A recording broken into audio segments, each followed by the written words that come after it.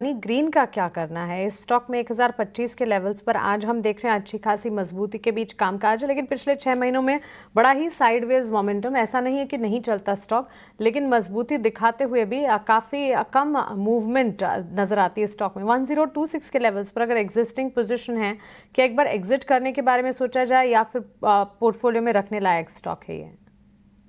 देखिए मानसी, बड़ी अपसाइड की गुंजाइश यहाँ पे ना रखते हुए छोटे प्रॉफिट के लिए यहाँ पे वेट करके चल सकते हैं, क्योंकि काउंटर एक सपोर्ट लेता हुआ नजर आ रहा है। आज का कैंडल अगर आप देखें तो काफी अच्छा रिवर्सल फॉर्मेशन हमें देखने को मिल रहा है। यहाँ से पुल बैक स्टॉक को 1050 और 1080 तक ले जा सकता है।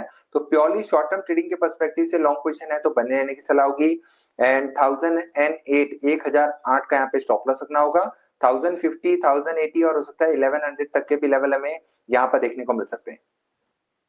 ट्रेडिंग का नजरिया बनाएं। 1100 तक के लेवल्स एक बार अगर नजर आ जाते हैं तो फिर रिविजिट करते हैं, और शॉर्ट टर्म प्ले इसी तरह के मूव्स नजर आएंगे, लेकिन शॉर्ट टर्म के लिहाज से पोजीशन मेंटेन करने की राय भी बन रही है। 1100 तक के लेवल्स नजर आ सकते हैं। ऑलमोस्ट 3% के गेंस आज के सत्र में स्टॉक में नजर आ रहे हैं।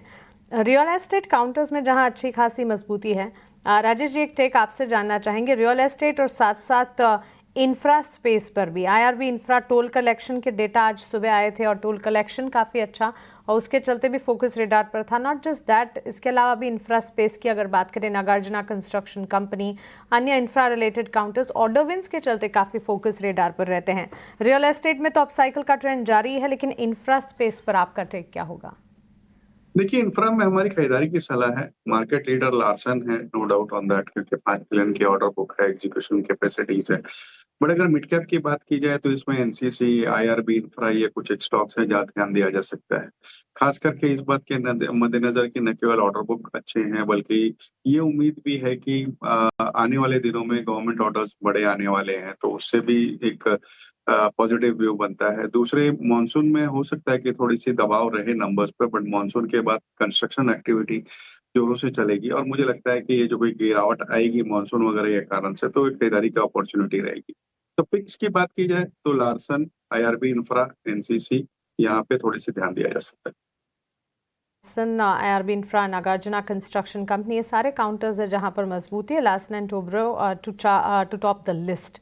लेकिन इसी के साथ साथ रैलिस इंडिया, श्रीकांत जी, एक ब्रेकआउट का कैंडिडेट 353 के लेवल्स पर, 353, 354 के लेवल्स, ऑलमोस्ट 3-3.25% के गेंस इस स्टॉक में नजर आ रहे हैं, और मजबूती एक बड़ा अपसर्ज और वहां से हल्का फुल्का मोमेंटम फ्रिजल आउट भी हुआ है।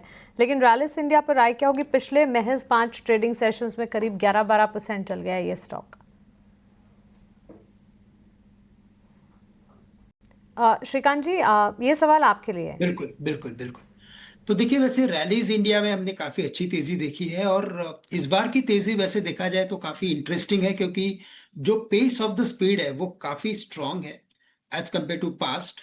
और सबसे बड़ी बात यह है कि एक रेंज के अंदर इसने काफी बड़ा वक्त निकाला है। तकरीबन 3 से 4 साल इसने 180 और 370 के रेंज में बड़ा वक्त निकाला है। तो इस बार हमें लगता है कि 370-75 के लेवल, यानी टू बी वेरी प्रिसाइज 375 के लेवल्स निकालने के बाद हमें लगता है कि इसमें और भी तेजी बनेगी, और ये स्टॉक तकरीबन 450 या 500 रुपए तक भी जा सकता है। लेकिन वेरी शॉर्ट टर्म में हमें लगता है कि because it is very close to its previous high, तो इन लेवल्स पे कुछ थोड़ा सा मुनाफा वसूल करना बहुत जरूरी है, क्योंकि प्रीवियस हाई पे अगर जाके वापस अगर इसमें कोई प्रॉफिट बुकिंग आएगी तो वापस इसमें कुछ और करेक्शन आ सकता है। तो बेस्ट स्ट्रेटेजी इज कि करंट लेवल से थोड़ा सा और मुनाफा वसूल सकते हैं, और बैलेंस के लिए इंतजार किया जा सकता है।